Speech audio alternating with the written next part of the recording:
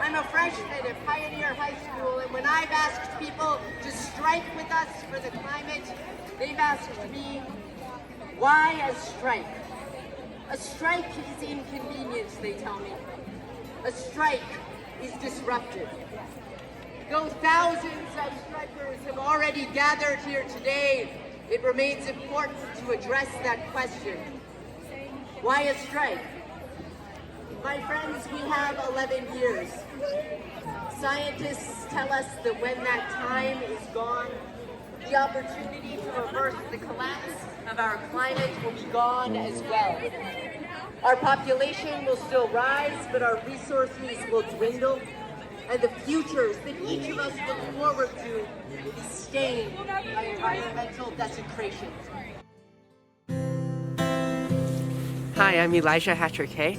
I'm 15 years old and I go to Pioneer High School. I'm a freshman, and during my free time I spend a lot of time doing environmental activism with various organizations trying to do something about the climate crisis we all face, as well as activism in some other issues.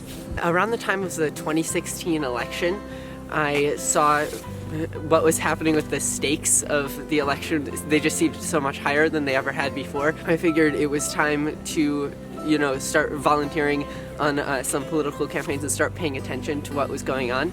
I was about 12 at the time, and I started becoming more and more interested and kind of drawn into the environmental side of things as the climate crisis worldwide started worsened and became more apparent. There were organizations that were doing climate action like never before, like Fridays for Future and the Sunrise Movement, so it just felt like a really effective and important place for me to put my energy and my time.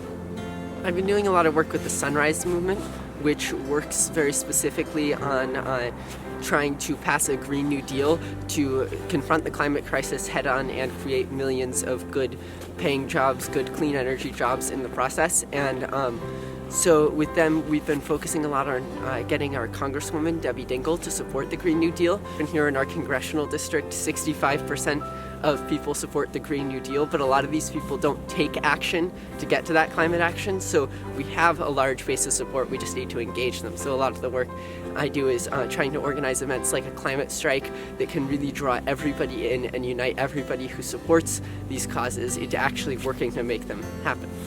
And we had a sit-in at the office of the president of the University of Michigan, asking for the university to divest from fossil fuels. The September 20th climate strike was a moment that really inspired me and has energized me ever since that moment happened. We had 7,000 people here in Washtenaw County all turning out all in one place, and we had a huge rally. I actually got the chance to speak at that rally, which was a really huge honor and privilege. I was invited to join the coalition that was organizing, so this time instead of just going to the strike and protesting, I was getting more involved in organizing, getting out the word, planning the event, and that's kind of where I am now, heading into future strikes. I'm worried that for a lot of people, they're not going to be in the streets demanding action, which is what we're going to need if we're going to see climate justice, until it's too late. So it's just a matter of getting them to turn this support into action instead of trying to convince people who aren't on our side at all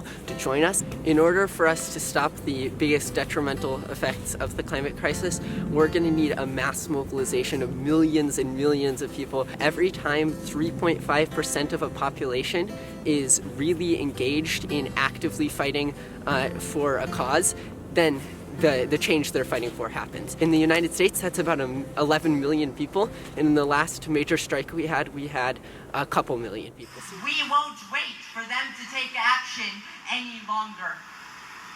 Instead, we strike.